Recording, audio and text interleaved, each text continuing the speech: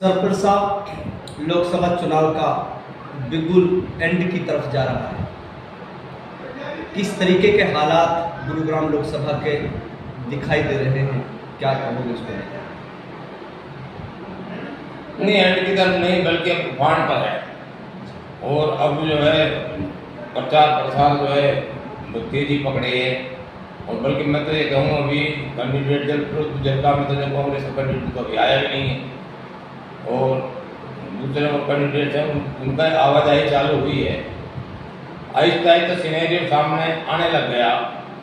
और मैं बल्कि जो है ना अकेले फिरोजपुर जनता की बात नहीं करता, बल्कि मैं तो पूरा लोकसभा क्षेत्र की गुरुग्राम लोकसभा क्षेत्र की बात करता हूँ। आहिस्ता आहिस्ता सिनेरियो सामने आगे लग जाएगा। तो अगले 5-7 दिन में 5-6 दिन में बिल्कुल ये क्लियर साफ होने लग जाएगा। कोई इसमें कांग्रेस के नेता कह रहे हैं सर ये चुनाव ये कोई आम चुनाव नहीं है, ये संविधान बचाओ चुनाव कि भाजपा अगर आई तो संविधान बदल देगी। किस तरीके से देखते हो? देखिए, वो राष्ट्रीय मुद्दा है। जो कह रहे हैं वो राष्ट्रीय मुद्दे हैं। स्थानीय जहाँ तक गुरुग्राम लोकसभा चुनाव की बात है, यहाँ पर स्थानीय मुद्दा एक प्रत्याशी कांग्रेस का वो बाहर का है, वो बम्बई से ताल्लुक रखता है। जिसके बारे में लोगों की ये भी चर्चा है कि भाई ना तो मतलब यहाँ 25 के बाद आना है ना जाना है, ना कोई वास्ता है, ना वो किसी से परिचित है इलाके से, ना उससे कोई परिचित है। और इंद्रजीत जी जो है, जो बीजेपी के कैंडिडेट है, वो पिछले 2009 से यहाँ के स्थानीय प्रत्याशी हैं। वो लगातार 3 बार जीते हैं, 4थी बार फिर दोबारा से मैदान में।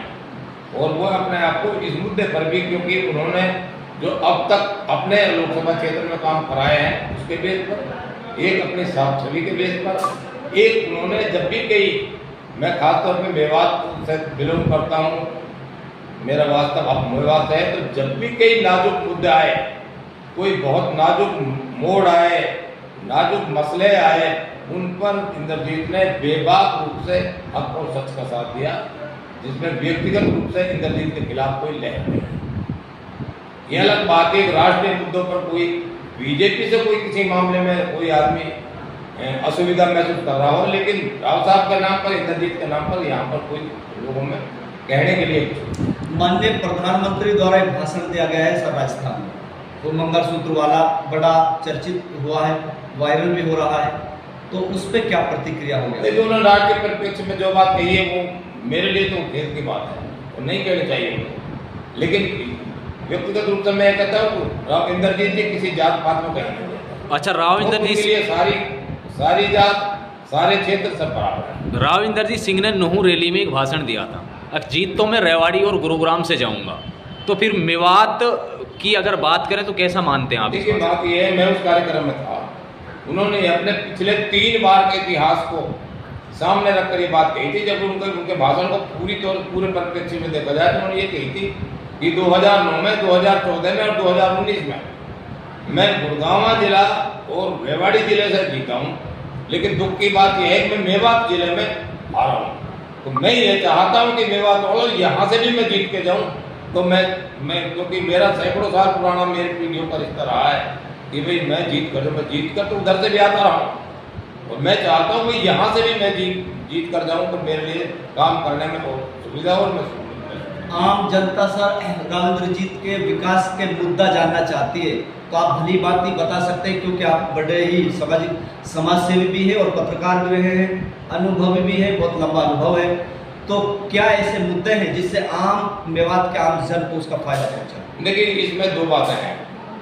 एक बात ये क्योंकि उनके जो राजनीतिक विश्लेषक हैं, जो राजनीतिक रूप से जो ज़्यादा गहरी समझ रखते हैं, वो उन जो 2005 से लेकर 2009 के बीच में जब वो लोकसभा के सदस्य थे, गुरुग्राम से थे, जब ये अलग बात है कि ये इलाका जब फरीदाबाद था, तो तब भी हुड्डा साहब से उनकी जो है गहरे रिश्ते नहीं थे। और इस मामले में जो वो मांग रखते थे उनकी बातों पर वो अनदेखी की जाती। बात बीजेपी में 2014 के बाद रिसेंटली जो है वो रहे, लेकिन उस पर वो दक्षिणी हरियाणा के लिए बार बार अपनी मांगें रखते रहे, वो मेवात के बारे में भी मांग रखते रहे। ये बातें अलग बात है कि उनकी बातें जो वो चाहते थे वो बात उन्हें, मैं मानता हूँ कि जो वो चाहते थे वो मेवात में वो सारे काम नहीं हुए। लेकिन फिर भी वक्त बेवक्त उन्होंने यहाँ के मुद्दों को उठाया। मेवात के लिए सर यूनिवर्सिटी की मांग बहुत दिनों से चली आ रही है। अगर मरोड़ा कट की बात करें कि लाखों ड्राइवर मेवात में रहते हैं, उनके लिए कट नहीं दिया गया, जिसके लिए आप भी 2 बार 3 बार पैदल तपती हुई गर्मी में डीसी ऑफिस के लिए मैं आज भी इस बात पर हूँ कि यहाँ यूनिवर्सिटी पे बननी चाहिए और मरोड़ा कट पे होना चाहिए। और जहाँ तक वो 248 से पुनी रोड जो है इसकी बात है, तो वो जो है उसका 847 करोड़ रुपए विभाग में आया हुआ है, उसकी बात पीछे रह गई है। लेकिन यूनिवर्सिटी और मरोड़ा कट हम व्यक्तिगत रूप से जब मिलते हैं, बल्कि आपको याद होगा कि 6 जनवरी को इधर ये नगीना में आए थे। अगर मेरे आपने स्पीच सुनी हो तो मैंने ये सारी मांगे यही मानी थी कि भाई हमारे सरकार ने क्या किया, मैं इन बातों को नहीं कहता, मैं कि ये हमारी जो मांगे हैं ये है और ये मांगे मानी जानी चाहिए। व्यक्तिगत रूप से हम उन मांगों पर, चाहे इंद्रजीत जी हों या कोई और हों बड़े लीडर, हम उन मांगों को रखते रहेंगे और हमारे फहरिस्त में अभी भी है। सर राज बब्बर को बार बार बाहरी कहा जाता है, जबकि उनका कहना है कि मैं भी तो हिंदुस्तानी हूँ, मैं बाहरी कैसे हो सकता? हिंदुस्तानी तो सारे ही हैं। अगर वो यहाँ कोई भी आप कहीं लड़े तो हिंदुस्तानी है, विदेशी तो लड़े नहीं सकता। नहीं, माननीय प्रधानमंत्री जब गुजरात से जाकर वाराणसी चुनाव लड़ सकते हैं तो वो मेवात में आके क्यों नहीं लड़ सकते? अरे लड़ने को तो छूटे, वो लड़ रहे हैं, उनको रोक कौन रहा है? लेकिन ये जो कि राजनीति में तो मुद्दे तो उठते हैं, कुछ तो मुद्दा तो कुछ तो लोग कहेंगे, लोगों का काम है कहना। जब वो आते हैं सर रोड शो जो है रोड जाम हो जाता है, बहुत जगह उमड़ता है। राजनीति एक जो दुष्यंत कुमार जी का एक शेर है, बहुत बड़े कवि हुए हैं हिंदी के, कि मसलिहत सियासत के माने हैं होते हैं कई तरह, तू नहीं समझेगा सियासत, तू अभी इंसान है। यानी जो शरीफ पर सही आदमी होता है उसकी समझ में सियासत नहीं आती।